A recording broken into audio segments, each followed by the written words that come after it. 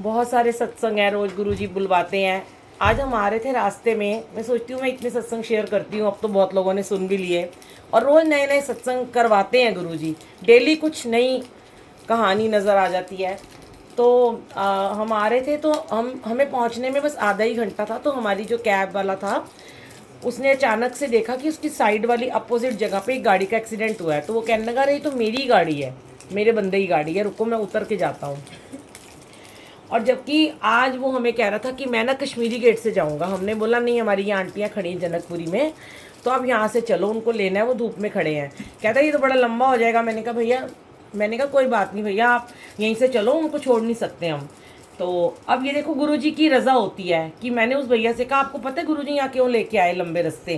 क्योंकि यहाँ पे आपकी गाड़ी बहुत बुरे तरीके से ठुकी हुई थी और उसकी चाबी निकाल के ना, जिसकी गाड़ी से ठुकी थी वो ले गया था उनकी कैब की चाबी निकाल के, और कह रहा है कि मैं तो तुम्हें दूंगा ही नहीं चाबी। और वो बेचारा ड्राइवर वहाँ परेशान था, तो वो हमें छोड़ के चला गया। मेरे पास उसका नंबर भी नहीं था, क्योंकि कैब बुक होती है तो जब ऑन हो जाता है उबर, नंबर नहीं आता उसमें। अब हम खड़े रहे गाड़ी तो वो ऑन कर गया था, एसी भी ऑन कर गया, पर हमें लग रहा था हमने पहुँचना है, जल्दी पहुँचना है। अचानक सामने एक आइसक्रीम वाले अंकल खड़े थे, बहुत बुजुर्ग से खड़े थे। तो आंटी ने कहा, आंटी आपको भूख लग रही, चलो आइसक्रीम खा लेते हैं।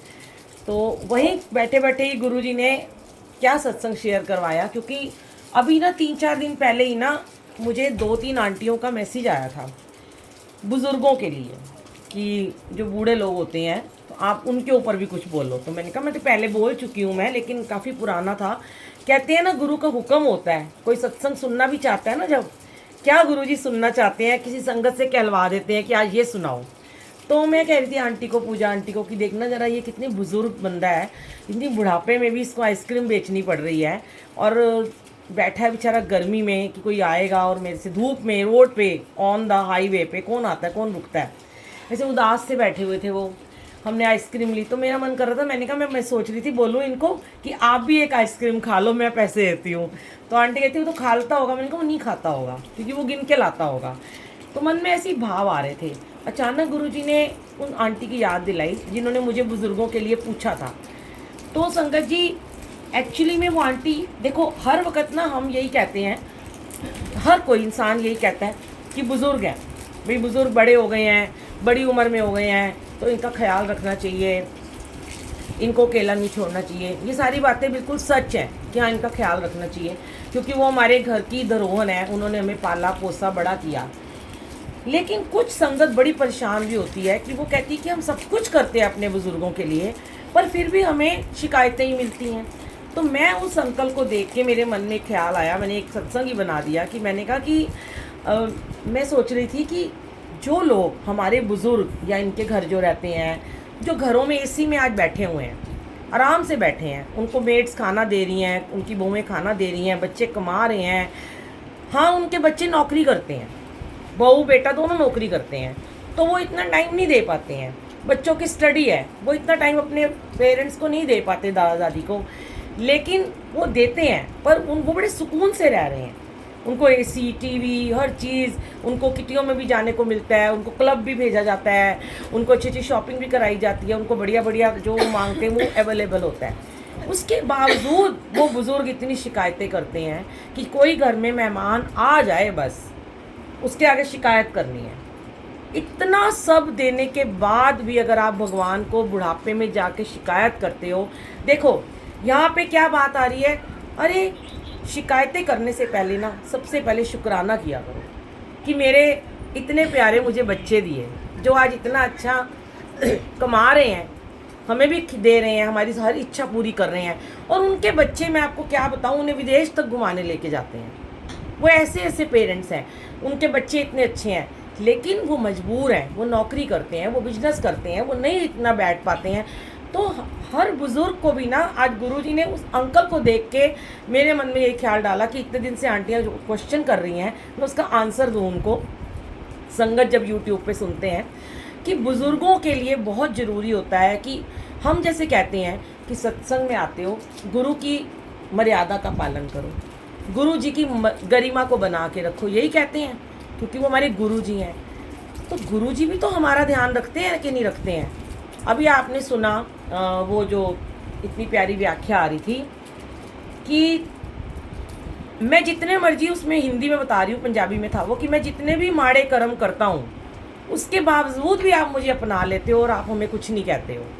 तो अगर आपके बच्चे तो माड़े कर्म कर ही नहीं रहे हैं, आपके बच्चे तो इतना अच्छा काम कर रहे हैं, आपको खिला रहे हैं, पिला रहे हैं, घुमाने लेके जा रहे हैं, पैसा भी दे रहे हैं, ड्राइवर भी दे रखा है, जहाँ मर्जी जाओ ऐशो आराम करो, घूमो फिरो, पार्क में जाओ, कोई आपको मनाही नहीं है, मेड्स दे रखी हैं, कुक दे रखे हैं, जो मर्जी खाओ बनाओ।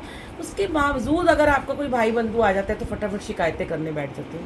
किसकी शिकायत करते हो? बेटे ही कभी नहीं करते, बहू की करते हो। मेरी बहू के पास टाइम नहीं है, मेरी बहू मुझे वक्त नहीं देती, और नहीं तो पोते पोतियों की शिकायत करने बैठ जाती हूँ कि देखना जरा ये आजकल के बच्चों को देखो जरा, अपने में मस्त रहते हैं। अरे है, कुछ है चीज़ें जो ख़राब हो रही हैं, बच्चे कुछ ऐसे भी हैं, लेकिन आदतें तो उनको हमने ही डाली हैं। हर वक्त इंटरनेट पे बैठे रहो, या उनकी किसी की पढ़ाई बहुत ज़्यादा है, वो पढ़ाई में उलझा हुआ है, तो चाहिए तो सही छोटे बच्चों को और घर के लोगों को भी आते ही पहले घर में बुज़ुर्गों को नमस्ते करें, थोड़ी देर उनके साथ बैठें।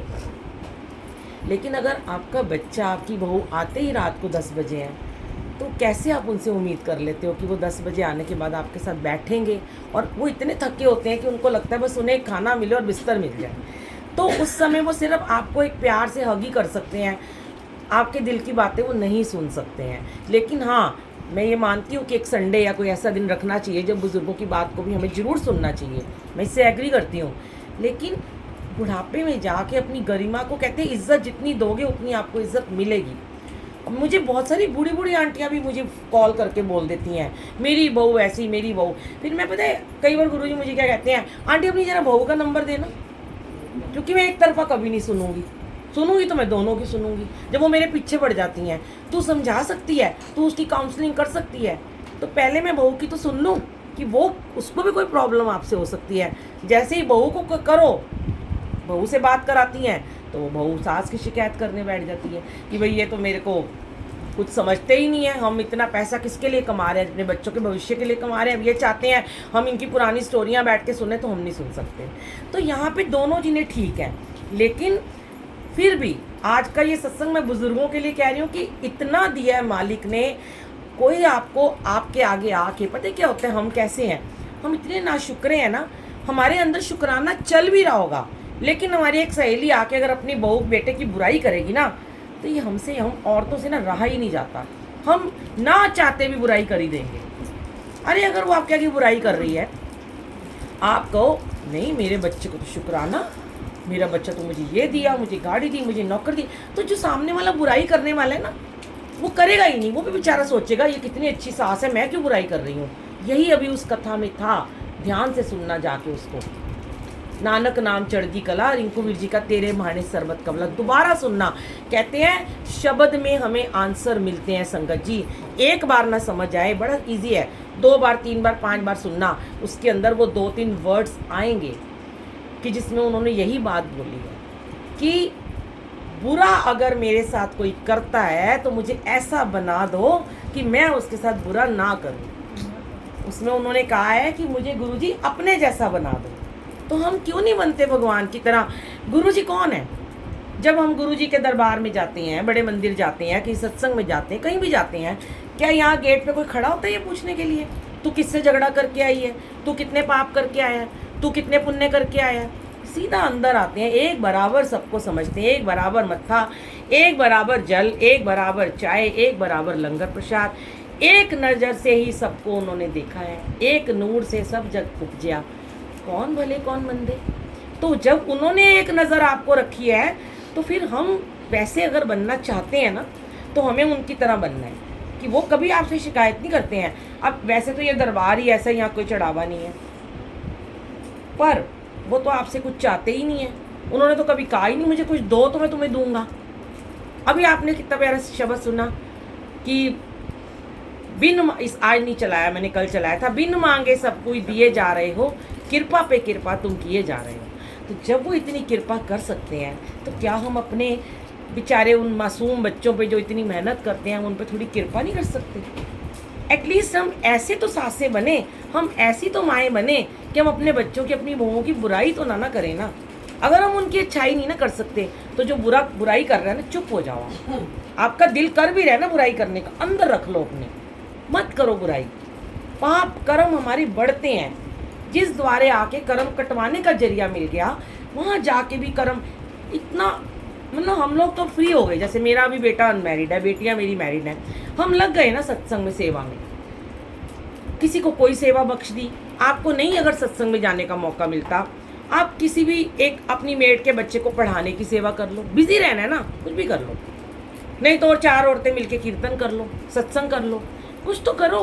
कुछ नहीं तो अपनी कला सिखाना शुरू कर दो। कुकिंग अच्छी आती है तो आओ, मैं तुम्हें कुकिंग सिखा देती हूँ जो खाली बैठे हैं। बहुत काम है दुनिया में करने के लिए। बस निंदा चुगली करने से बचो, बुराई करने से बचो। अनजाने में ना हम अपने बच्चों की, बहुओं की बुराई करके ना हम अपने घर में ही नेगेटिविटी को बढ़ावा देते हैं संगत जी। हम फिर कहते हैं हमारे घर में बड़ी नेगेटिविटी है। हमारे घर में नेगेटिविटी आती कहाँ से है? कोई बाहर वाला आके देके जाता है। बाहर वाला आया था लेके, पर वो नेगेटिव बात जैसे ही करने लगा, आपने जैसे उसको एक पॉजिटिव बात कर दी, उसकी नेगेटिविटी पॉजिटिविटी में बदल गई। देखो आपने कितना अच्छा कर्म कर दिया कि नहीं कर दिया। वो तो आया था आपको नेगेटिव करने, खुद तो था ही बर्बाद। उसने सोचा चल इसको भड़का के चला जाऊं। लेकिन अगर आपने उसका ही ब्रेन वॉश कर दिया कि भाई नहीं, तू ऐसे मत बोल, वो भी काम करके आती है। हर बार गुरुजी पता नहीं मेरे कितने सत्संगों में कहलवा चुके हैं। मैं अपनी समधन से कई बार कहती हूँ कि मैंने पता नहीं कितने आपके नाम के सत्संग में डाल दिया आपका नाम। मेरी छोटी बेटी, बड़ी तो यूएस में है, वो तो बेचारे दोनों ही खुद काम करते हैं, खुद खाते हैं। छोटी बेटी मेरी डिज़ाइनर है। मैं हमेशा उसकी मम्मी को ये कहती हूँ कि मैं, इतने भाग वाले हैं हम कि वो सुबह जाती है, मतलब वो 12 बजे घर से निकलती है। उसकी मदर इन लॉ उसके जाने से पहले, उसके उठने से पहले टेबल के ऊपर उसके लिए जूस, बादाम, नाश्ता सब रेडी रखती हैं। और जब वो घर आती है तो उसको पहले कहती तू पहले बैठ जा, तू पहले जूस पी, चल तू तो कमज़ोर हो गई है, तो पहले पानी भी, सारा दिन काम करती है, कोई उससे काम नहीं कराते। मैं उसे कई बार कह देती हूँ बेटे तू थोड़ा कर ले। कह रही मम्मी हमारे घर में खाना सब बनता है, मम्मी खुद ही बनाती हैं। तो जैसे वो अपने बेटे को खाना खिलाती हैं, वो ऐसे ही मेरी बेटी के भी मुँह में खाना डालती हैं। वो जब शुरू में उनको कई लोगों ने बोला कि ऐसे क्यों कर रहे हो, बिगड़ जाएंगे बच्चे, तो उन्होंने बताया कहा, इतना प्यारा उन्होंने जवाब दिया कि जब मैं अपने बेटे के मुंह में गराई डाल सकती हूँ तो बहू के मुंह में क्यों नहीं डाल सकती, वो भी तो मेरी बेटी है। तो ये भाव अगर सब माओं के, सासों के मन में आ जाए तो ये दुनिया में सतयुग आ जाएगा, कलयुग खत्म, नेगेटिविटी खत्म। अब हम, कोई कुछ कहता भी है ना आपकी बहू के बारे में, ऐसे अटल हो जाओ जैसे एक माँ खड़ी होती है। सच में ये सत्संग में डालूंगी यूट्यूब पे और आप सब आगे शेयर करना कि तुम्हारी बहू के बारे में कोई कुछ बोल ना सके। घर में लड़ लो मर लो, होती है लड़ाइयाँ, माँ बेटी की नहीं होती क्या? कितनी लड़ाई हो जाती है कि अपनी बेटी को घर से बाहर निकाल देते हो। माँ से अगर बेटी बदतमीजी करेगी ना, और ताई चाची ने भी ऊपर नीचे सुन लिया, तो माँ उस पर आके फटाफट पर्दा डाल देती है। अरे नहीं नहीं नहीं, मेरी ती इस तरह दी नहीं आएगी, बड़ी चंगी है, ऐ गुस्से बोल देता हूँ उन्हें। पर बहू के लिए क्या हम ऐसा दिल निकाल सकते हैं? इतना बड़ा दिल चाहिए ऐसा करने के लिए। और जिस दिन आपका बन गया, उस दिन आपके दिल में हमेशा के लिए गुरुजी विराजमान हो जाएंगे। नहीं जाएंगे आपके घर से कभी भी, गुरुजी कृपा बरसेगी आपके ऊपर, क्योंकि आपने किसी की बेटी को अपनी बेटी समझ लिया। तो मिलेगा ही सुख, क्यों नहीं मिलेगा? फिर हम बाद में कहते रहते हैं दुखी हैं, इतना पैसा। मैंने देखा पार्क में पहले मैं जाती होती थी, बुजुर्गों के लिए मैं बहुत काम करती थी, बुजुर्ग लगे होते थे, इतना पैसा मेरा बच्चा कमांदा है, सुख जरा नाम दा नहीं आएगा, ऐसे रोते रहते थे। रोते ही रहोगे जिंदगी भर। पैसा काम नहीं आता, प्रेम काम आता है। अगर आपने, आपका बच्चा थका हुआ है ना, और आपके बच्चे ने कह भी दिया कि अरे मम्मी हम तो आपको टाइम नहीं दे सकते, कोई बात नहीं बेटा, क्या हो गया, हमें पता है आप बड़े बिजी रहते हो, कोई बात नहीं, हम समझते हैं कि इंटेलिजेंट, समझदार आजकल के बनो, पढ़े लिखे बनो। पढ़ लिख के भी अगर हम अनपढ़ों वाली बातें करते हैं ना, कोई फ़ायदा नहीं है हमें गुरुजी को मानने का। गुरुजी को मानते हो तो गुरुजी वाले बन के दिखाओ कि गुरु का दिल कितना बड़ा होता है। इतना बड़ा दिल है हमारे गुरुजी का, और उस दिल में अच्छाइयाँ बुराइयाँ सब उन्होंने समेट ली हैं। तो एक माँ ही होती है, एक सास ही होती है जो अपने बच्चों की सारी बुराइयों को समेट लेती है।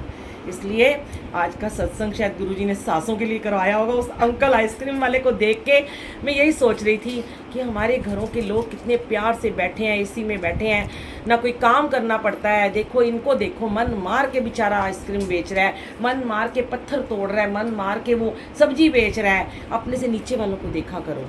तो उसने क्या कहा? आइसक्रीम वाली। उसको थोड़ा ना मैंने सुनाया आंटी, सत्संग तो मेरा सत्संग बन गया अंदर, उसको थोड़ा ना कुछ कहूँगी मैं जाके।